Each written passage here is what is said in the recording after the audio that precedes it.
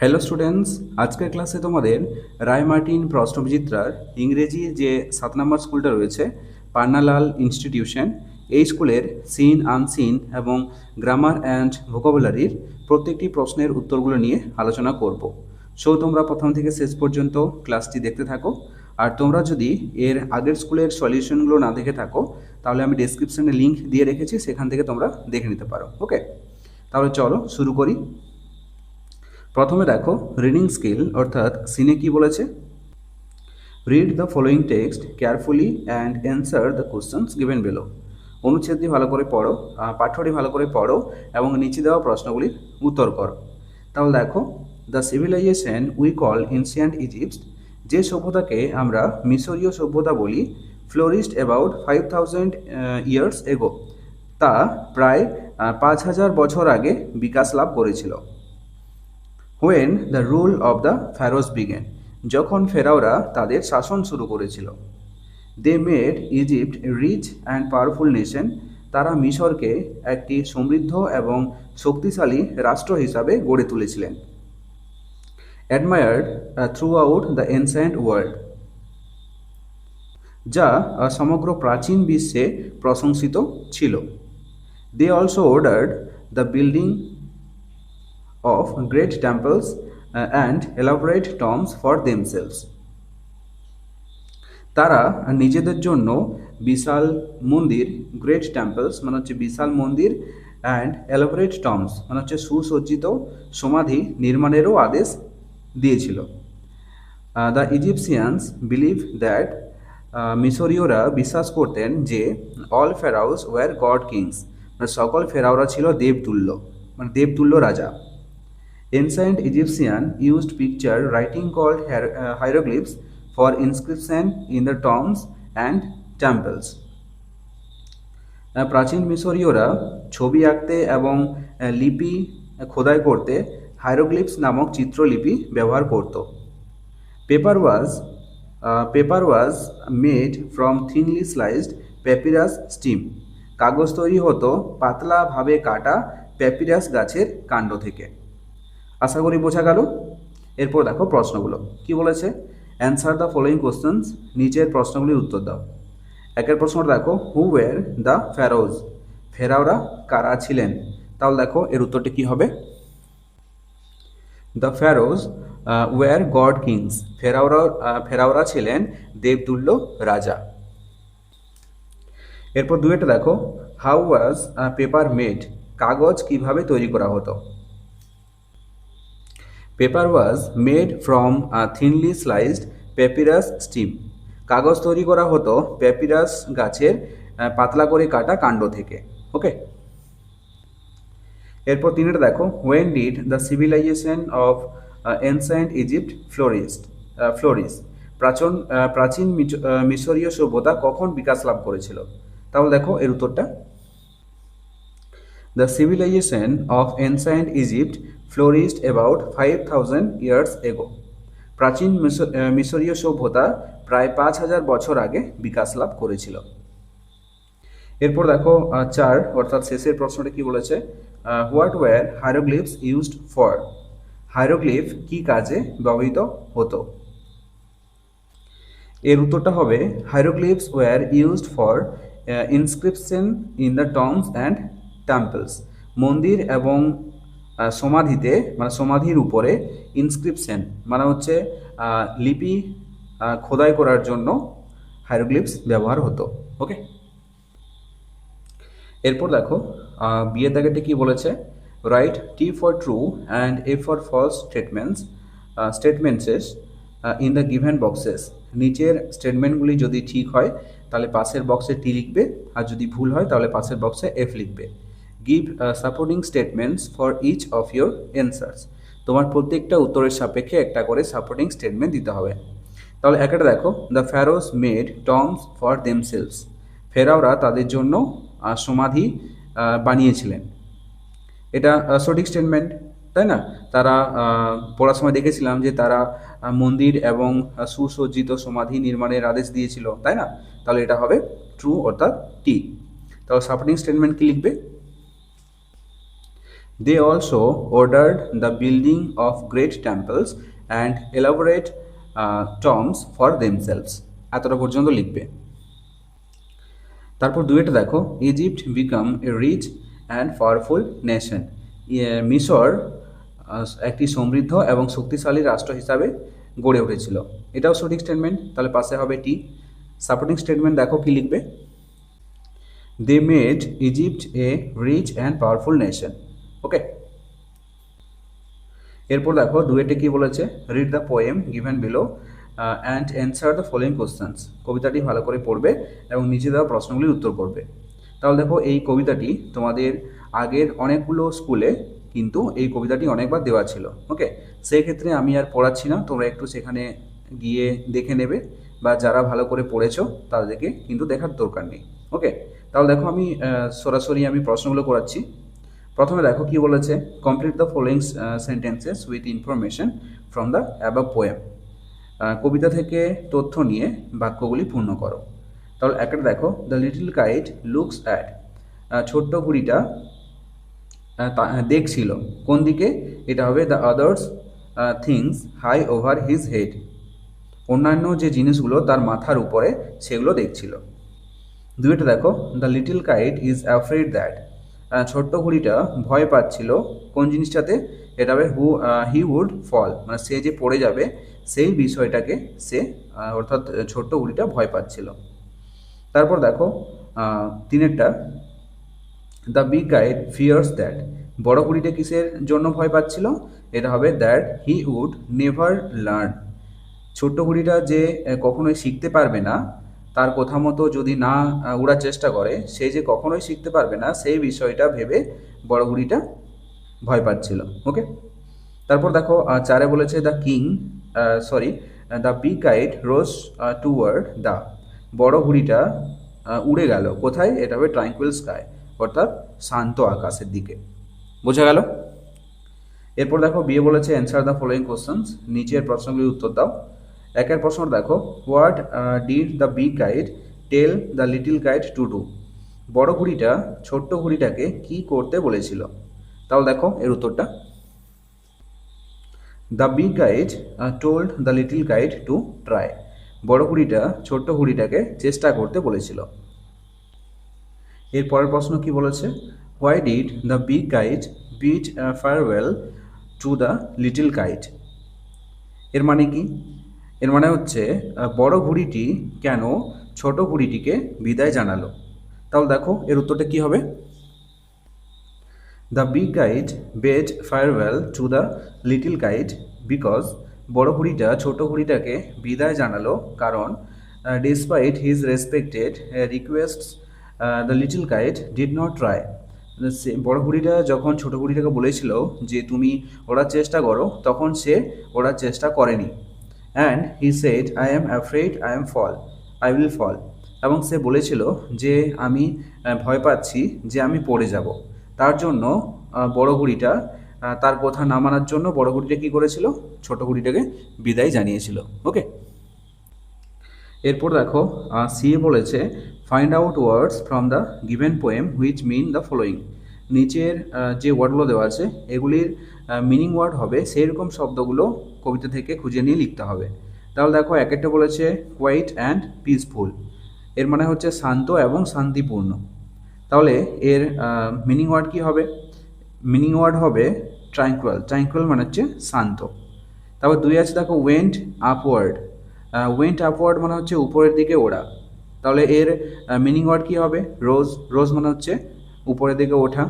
ওকে, এরপর দেখো তোমাদের রয়েছে রিডিং স্কিল অর্থাৎ আনসিন। কি বলেছে, read the passage and answer the following questions, অনুচ্ছেদটি পড়ো এবং নিচে দেওয়া প্রশ্নগুলির উত্তর করো। তাহলে দেখো ওয়াটার ইজ আওয়ার লাইফ, জল হলো আমাদের জীবন। We can not live without water, আমরা জল ছাড়া বাঁচতে পারি না। Without water no plant can grow, জল ছাড়া কোনো গাছেই কিন্তু বেড়ে উঠতে পারে না। We need water to drink, আমাদের জল প্রয়োজন পান করার জন্য। We need water to bath, এবং আমাদের জল প্রয়োজন স্নান করার জন্য। We need water to wash our clothes, আমাদের জামা কাপড় পরিষ্কার করার জন্য জলের প্রয়োজন, টু ক্লিন আওয়ার হাউসেস বাড়ি পরিষ্কারের জন্য, and to cook our food এবং আমাদের খাবার তৈরির জন্য কিন্তু জল প্রয়োজন। Water is necessary for cultivation, জল চাষবাসের জন্য খুবই প্রয়োজন, অ্যান্ড ইভেন এবং এমনকি ফর আওয়ার এনার্জি এবং আমাদের শক্তির জন্য কিন্তু জল প্রয়োজন। Today drinking water is scarce, today আজ পানীয় জলের অভাব দেখা দিয়েছে। Water is scarce even for watering our plants, আমাদের গাছপালায় জল দেওয়ার জন্য কিন্তু জলের অভাব হয়েছে। Water is getting polluted day by day, দিনের পর দিন জল কিন্তু কী হচ্ছে, দূষিত হচ্ছে। The water of ponds, rivers and even of seas is not pure today, কি বলেছে, পুকুরের জল, নদীর জল, এমনকি সমুদ্রের জলও কিন্তু পিওর নেই। এখনকার দিনে কিন্তু খাঁটি জল কিন্তু নেই। ওকে, মানে পিওর মানে হচ্ছে এখানে বিশুদ্ধ। পুকুরের জল, নদীর জল, সমুদ্রের জলও এমনকি বিশুদ্ধ নয়। ওকে, তাহলে এটা ছিল তোমাদের আনসিন। এরপর দেখো প্রশ্নগুলো কি বলেছে, complete the following sentences with information from the above passage, অনুচ্ছেদ থেকে তথ্য নিয়ে বাক্যগুলি পূর্ণ করো। তাহলে একটা দেখো, উইদাউট ওয়াটার প্ল্যান্টস, জল ছাড়া গাছেরা কি করতে পারে না, ক্যান নট গ্রো, বেড়ে উঠতে পারে না। দুই আছে ফর কাল্টিভেশন ওয়াটার, চাষবাসের জন্য জল ড্যাশ, এটা কি হবে, ইজ নেসেসারি মানে খুবই প্রয়োজন। তিনে আছে দ্য ওয়াটার ইজ গেটিং, এটা হবে পলিউটেড ডে বাই ডে, জল দিনের পর দিন কি হচ্ছে, দূষিত হচ্ছে। ওকে, এরপর দেখো বিয়ে বলেছে state whether the following statements are true or false, নিচের স্টেটমেন্টগুলি যেটা সত্যি হবে সেটা পাশে টি লিখবে অর্থাৎ ট্রু লিখবে, আর যেটা মিথ্যা হবে তার পাশে ফলস অর্থাৎ এফ লিখবে। Write T for true and I for false statements in the given boxes, যেটা আমি বললাম। একে দেখো, we can not live without water, আমরা জল ছাড়া বাঁচতে পারি না। এই স্টেটমেন্টটি কি, সঠিক স্টেটমেন্ট, তাহলে পাশে হবে টি। দুয়েটা আছে দেখো, all plants can grow easily without water, সকল গাছগুলো মানে সকল গাছ মানে সব গাছেরাই কিন্তু জল ছাড়া বেড়ে উঠতে পারে সহজেই। এটা কি ঠিক? এটা ঠিক নয়, কারণ জল ছাড়া কোনো গাছেই বেঁচে থাকতে পারে না, তাই না? বেঁচে থাকতেও পারে না, আবার বেড়ে উঠতেও পারে না জল ছাড়া, তাহলে এটা হবে ফলস অর্থাৎ এফ। তিন দেখো, the water of the seas is getting purely day by day, সমুদ্রের জল দিনের পর দিন কি হচ্ছে, বিশুদ্ধ হচ্ছে। এটা কি ঠিক? এটা ঠিক নয়, কারণ দিনের পর দিন কি হচ্ছে, পলিউটেড হচ্ছে অর্থাৎ দূষিত হচ্ছে, তাহলে এটা হবে ফলস অর্থাৎ এফ। ওকে, এরপর সিএ বলেছে দেখো, অ্যান্সার দ্য ফলোয়িং কোশ্চেন্স, নিচের প্রশ্নটির উত্তর দাও। প্রশ্নটি কি রয়েছে, why do we need water, কেন আমাদের জল প্রয়োজন, মানে কি কি কাজে আমাদের জল প্রয়োজন। তাহলে দেখো এর উত্তরটা, we need water to drink, আমাদের জল পান করার জন্য জল প্রয়োজন। We need water to bath, আমাদের স্নান করার জন্য জল প্রয়োজন। We need water to wash our clothes, আমাদের জামা কাপড় পরিষ্কারের জন্য এবং আমাদের বাড়ি পরিষ্কারের জন্য এবং রান্নার জন্য কিন্তু আমাদের জল প্রয়োজন। ওকে, এরপর দেখো গ্রামার অ্যান্ড ভোকাবুলারিতে কি বলেছে, fill in the blanks with appropriate articles and prepositions, শূন্যস্থানগুলিতে অ্যাপ্রোপ্রিয়েট আর্টিকেলস এবং প্রিপোজিশন বসাও। Kolkata is dash capital dash West Bengal, এটা হবে Kolkata is the capital of West Bengal. There are many universities dash Kolkata, এটা হবে ইন কলকাতা। পাঁচের দেখো, fill in the blanks with appropriate forms of the verbs given in the brackets, বন্ধনীর মধ্য থেকে যে ভার্বগুলো দেওয়া আছে এগুলির সঠিক ভার্ব ফর্মগুলো বসাতে হবে।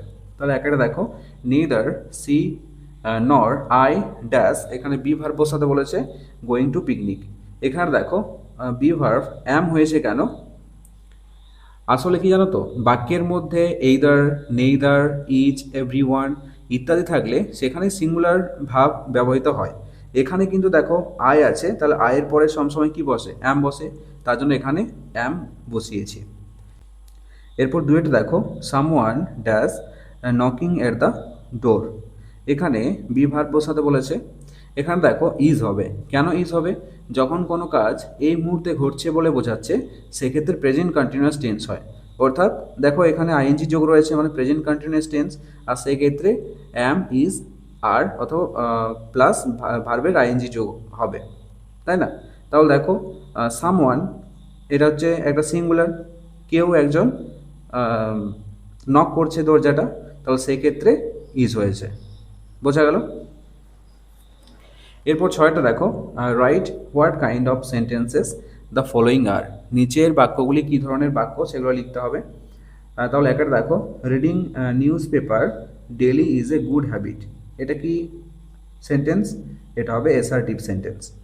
দুই আছে দেখো, do you play cricket every day. এখানে প্রশ্ন চিহ্ন রয়েছে মানে কি ইন্টারোগেটিভ সেন্টেন্স, বোঝাই যাচ্ছে।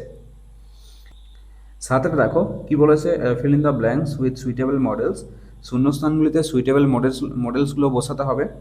তাহলে দেখো dash I come in sir, এখানে হবে may I come in sir. দুই আছে we dash help the poor and the needy, এখানে হবে should, we should help the poor and the needy. এরপর আটে বলেছে add suitable prefix or suffix to the words given in the brackets to fill in the blanks. বন্ধনীর মধ্যে যে ওয়ার্ডগুলো রয়েছে এগুলির সাথে প্রিফিক্স এবং সাফিক্স বসাতে হবে। তাহলে একটা দেখো, do not in front of your teachers. এখানে দেখো শব্দ কী রয়েছে, বিহেভ, এটা হবে মিসবিহেভ।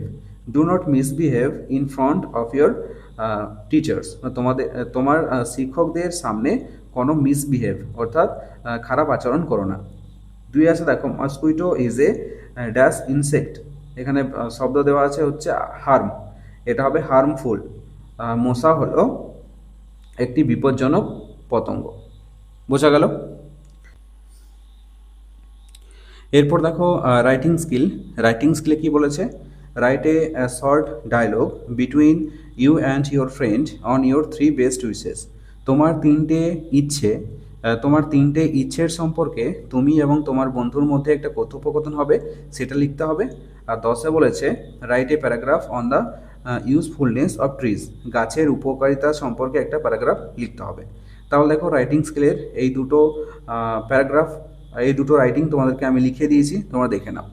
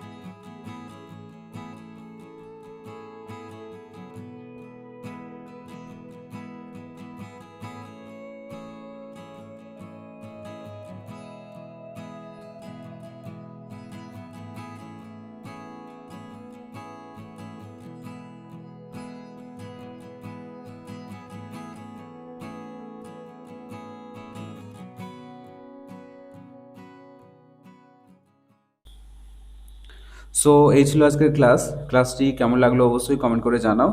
আর যদি ভালো লেগে থাকে তাহলে অবশ্যই একটি লাইক করে দিও। আর ছোট্ট বন্ধুরা, তোমরা যদি আমার চ্যানেলে নতুন হয়ে থাকো তাহলে অবশ্যই সাবস্ক্রাইব করে পাশে থাকা বেল আইকনটিতে প্রেস করে রাখো। চলো দেখা হচ্ছে নেক্সট কোনো ক্লাসে, ততক্ষণ পর্যন্ত বাই বাই, টেক কেয়ার।